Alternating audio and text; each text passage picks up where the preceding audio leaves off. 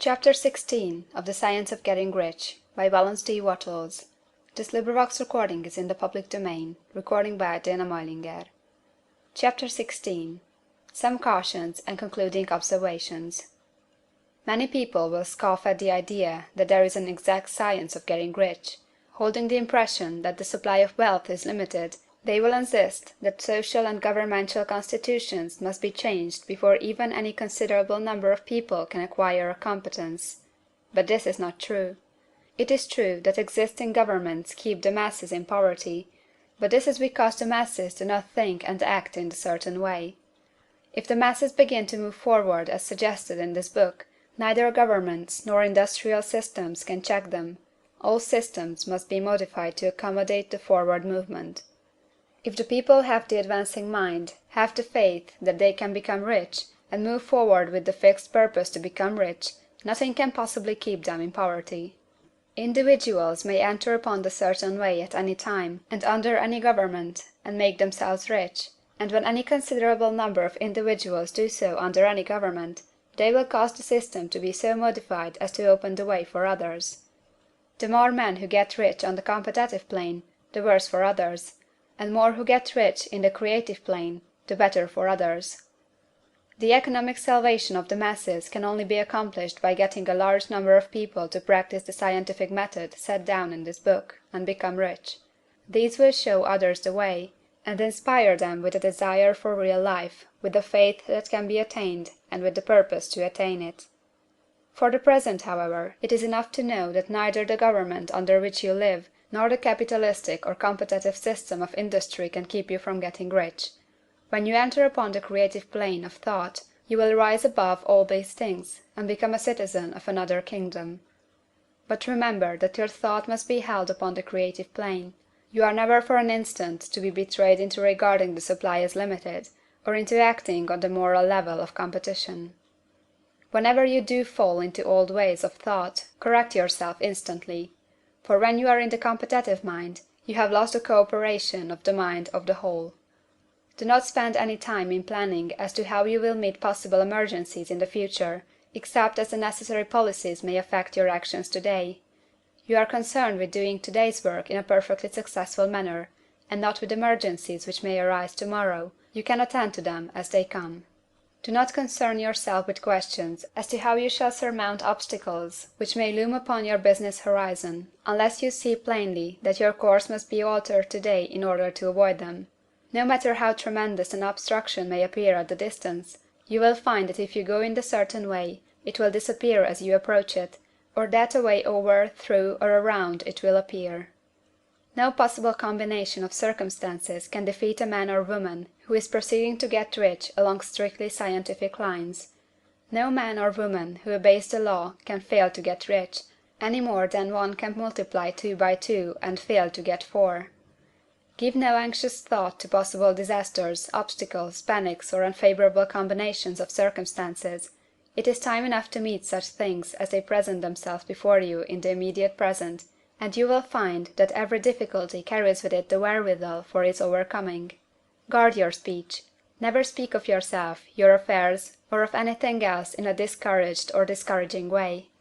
Never admit the possibility of failure, or speak in a way that infers failure as a possibility. Never speak of the times as being hard, or of business conditions as being doubtful. Times may be hard and business doubtful for those who are on the competitive plane, but they can never be so for you. You can create what you want, and you are above fear. When others are having hard times and poor business, you will find your greatest opportunities.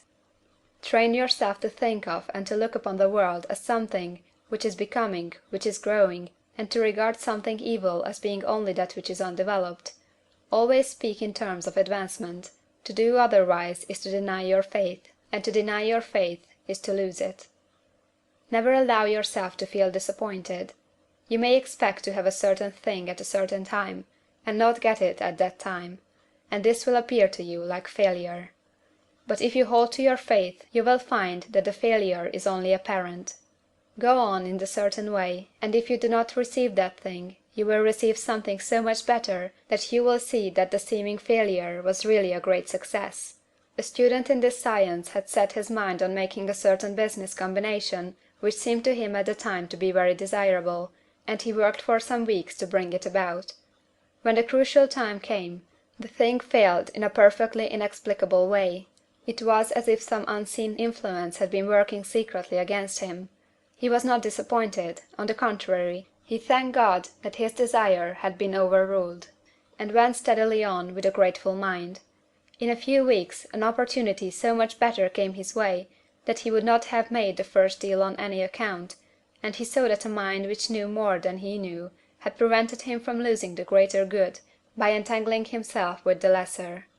That is the way every seeming failure will work out for you, if you keep your faith, hold to your purpose, have gratitude, and do, every day, all that can be done that day, doing each separate act in a successful manner. When you make a failure, it is because you have not asked for enough. Keep on, and a larger thing than you were asking will certainly come to you. Remember this. You will not fail because you lack the necessary talent to do what you wish to do. If you go on as I have directed, you will develop all that talent that is necessary for the doing of your work. It is not within the scope of this book to deal with the science of cultivating talent, but it is as certain and simple as the process of getting rich.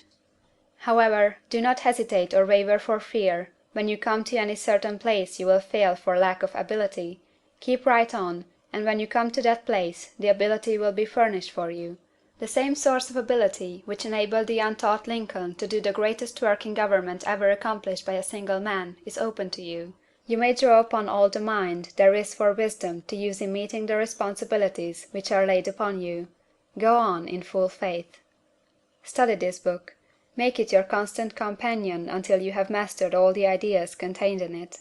While you are getting firmly established in this faith, you will do well to give up most recreations and pleasure, and to stay away from places where ideas conflicting with these are advanced in lectures or sermons.